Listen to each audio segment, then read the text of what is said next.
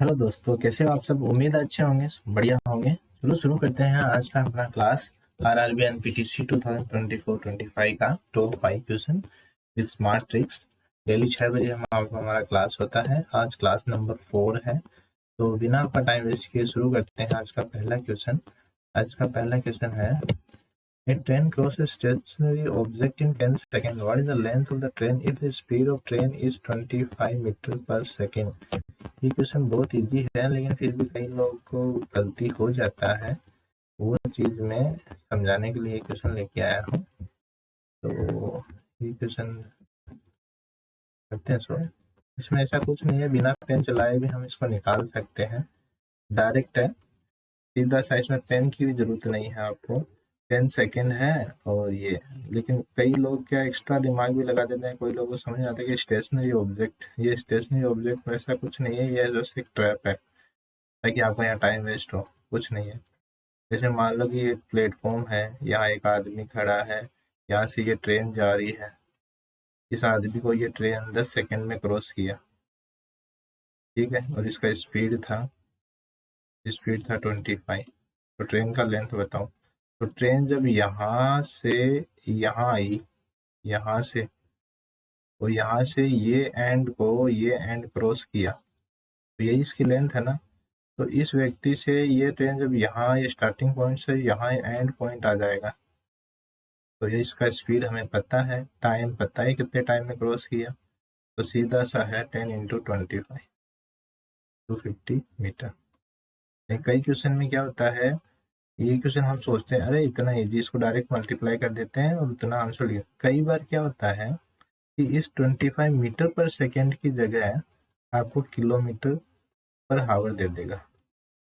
हम मान लो ये 25 किलोमीटर, तो 250 मीटर, यहाँ 250 मीटर देता, लेकिन ये किलोमीटर था, यहाँ सेकेंड है, या फिर इसको मीटर पर सेकेंड देके इसको हावर में दे देता।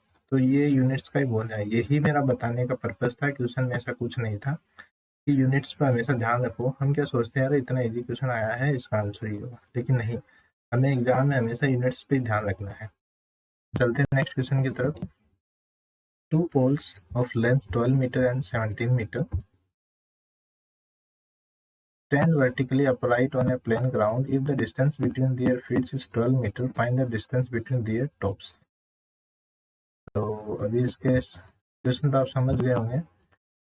समझाने के लिए करता हूँ, बाकी आपको एग्जाम में ऐसा कुछ नहीं करना है। मान लेते हैं एक पिलर ये है, एक पिलर इससे बड़ा है, 17 हो गया ना, ये 12 है, ये 17 है, उनके बीच की डिस्टेंस दे रखी कितनी, 12। ये आपको जब क्वेश्चन पढ़े तभी समझ में आ जाना चाहिए। तो इसने ये डिस्टेंस पूछा है, तो आपको पता है ये दोनों के बीच का डिस्टेंस 12 है, तो यहाँ तक एंड तक 12 होगी, तो ये 12 हो गया, 12 हो गया, तो ये टोटल 17 है, ये 12 है इसका अपोजिट, तो ये 12, तो ये 17, तो ये कितना बच गया, 5। अब ये पाइथागोरस बन गया। 12 और ट्रिपलेट आपको पता है, 5, 12 और इसका 13 होता है। फिर भी नहीं पता तो कोई बात नहीं, 12 12 का तो सबको याद है, 144 25, तो 9 6 8 169 का 13 है ना। तो आंसर इज 13। तो इसमें मेरा बताने का क्या था, ये आपको ड्रॉ नहीं करना है, दिमाग में रखना है बस। ये याद रखना, ये डिस्टेंस 12 आ गई, ये सामने वाला 12, ये टोटल 17 था, तो 12 गया तो 5 बचा। तो ये ट्रिपलेट आपको याद रखना है, 5 12 13, ऐसे कई ट्रिपलेट हैं, वो सब आप एक बार देख लोगे तो याद हो जाएगा। इतना इजी, इतना हार्ड नहीं है, क्योंकि एग्जाम में हमारा 5 से 10 सेकंड सेव करता है। नेक्स्ट क्वेश्चन की तरफ चलते हैं। The average of 11 result is 50, the average of 6 result is 49, and then the last 6 result is 52. What is the sixth result?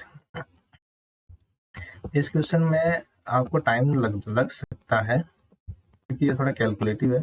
तो मेरा सजेशन ये है कि इस ऐसे क्वेश्चन को आप स्किप कर लो, आगे चले जाओ। लास्ट में जो टाइम मिले तब जरूर आके इस सवाल को सोल्व करना, क्योंकि ये सॉलिड सवाल है, हमें आता है, हम कर सकते हैं। तो ऐसे वो मतलब ये नहीं छोड़ के चले गए, बाद में आए नहीं, तो इसको ध्यान रखना। अभी देखो, अभी इसको हम एग्जाम में कैसे अटेम्प्ट करेंगे। तो सीधा सा 550, इधर कितना 6 और 49, ठीक है। तो इसको हम एक बार 50 मान लेते हैं, या फिर वैसे ही कर लेते हैं, दो दो ही डिजिट है ना, 54 5 अच्छा 24 और 5 9 29, ऐसे ये कर लो 12 1 30 और 31 है 0, कितना आ गया 6, ये 6 5 30 31 सही है ना, 6 0 5 और 1 6 6 0 6।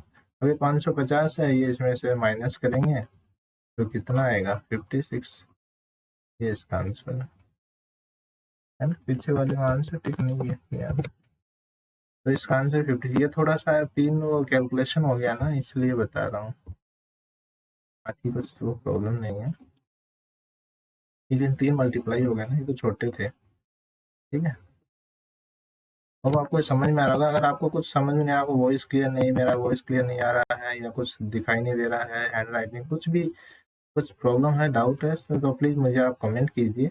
अगर सेशन आपको अच्छा लगे तो आप प्लीज़ लाइक कीजिए, शेयर कीजिए, सब्सक्राइब कीजिए। नेक्स्ट क्वेश्चन की तरफ चलते हैं।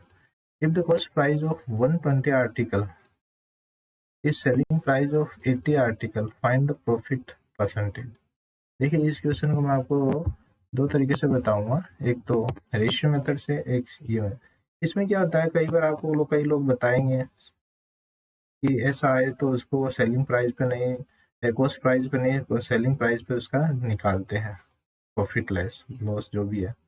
लेकिन इसको देखो, आपको मैं आज पूरा क्लियर ही करता हूँ क्या है। ये क्या बोल रहा है, cost price of 120 article, 50 of 120 article equal to selling price. अगर आपको वो नहीं समझ में आया ना, पहले किसका लो है, मतलब जब प्रॉफिट हम करते हैं तो क्या करते हैं, gain divided by cost price करते हैं ना, तो यहाँ पर सेलिंग प्राइस होता है, क्यों होता है वो बताता हूँ मैं। तो ये सेलिंग प्राइस ऑफ 80 आर्टिकल हो गया। तो अभी हमें रेशियो निकालना है सीपी और एसपी।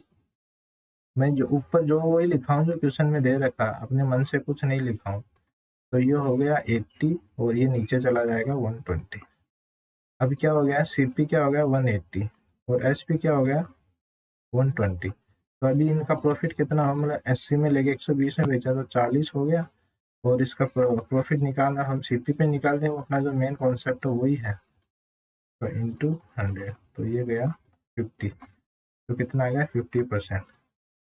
अगर आपको वैसे निकालना होता, जो हम बताते हैं ना कि ये सेलिंग प्राइस है, अगर कॉस्ट इक्वल्स टू ऑब्जेक्ट देते रहते हैं, इक्वल्स टू आर्टिकल देते हैं, तो उसका सेलिंग प्राइस निकालते हैं। वो सेलिंग वेलिंग कुछ नहीं है, वो कॉस्ट प्राइस ही है, लेकिन बस हमें थोड़ा समझने का, दिखने का ये है। अभी देखो, यही सवाल में कॉस्ट प्राइस में निकाला ना, सेम इसको मैं ऐसे भी निकाल सकता हूँ। इसको मैं रेशियो में बना लेता हूँ, तो 2:3 आ गया, तो 2 यूनिट से 3 यूनिट हुआ, कितना यूनिट बढ़ा 1 यूनिट, कितने से 2 से, तो इसका परसेंटेज निकाल दो, ये 50, तो ये 50%। तो एग्जाम में आपको आई थिंक ये फॉलो करना चाहिए रेशियो मेथड।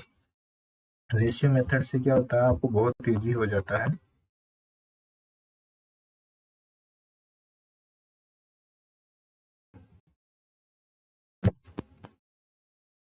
देखते हैं नेक्स्ट क्वेश्चन।